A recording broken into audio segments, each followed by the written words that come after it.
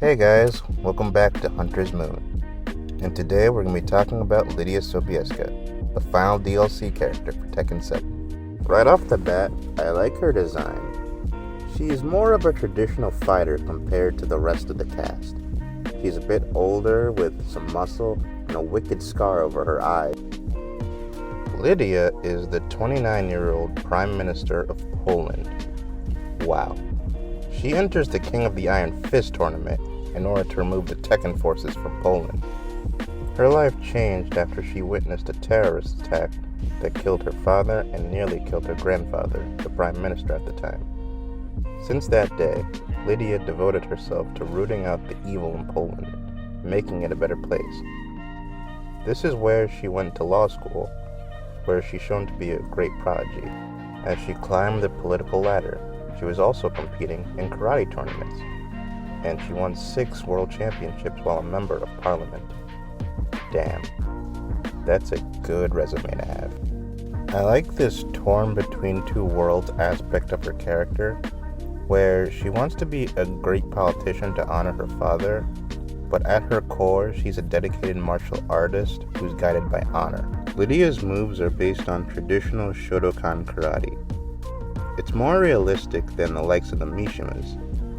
As someone who studies Hanga Kung Fu, it's cool to see some of the common moves that karate and Kung Fu share, like her signature cat stance.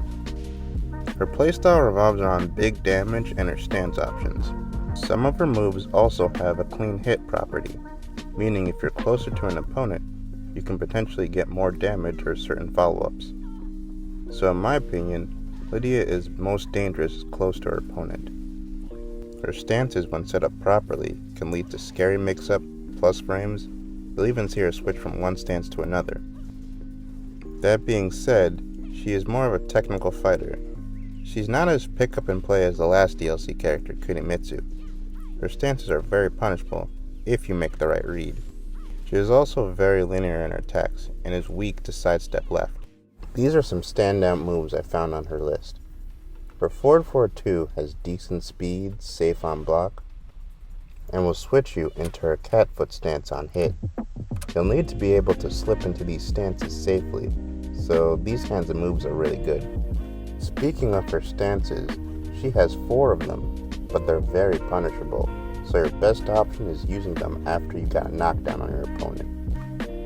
If your opponent is particularly mashy, one of her best options is out of cat foot stance 1 or 2, she can backdash away from the opponent and even follow up. This is a great option if you know your opponent's going to try and press buttons. If you're close enough to your opponent, you can use her down back 3 to sweep them and follow up with a 2 for more damage. But be warned, like all kinds of these attacks, it's death on block. Overall, I like Lidia. She has a cool design, interesting lore, and a fun but challenging playstyle. That's all for now. I'll see you next time under the Hunter's Moon.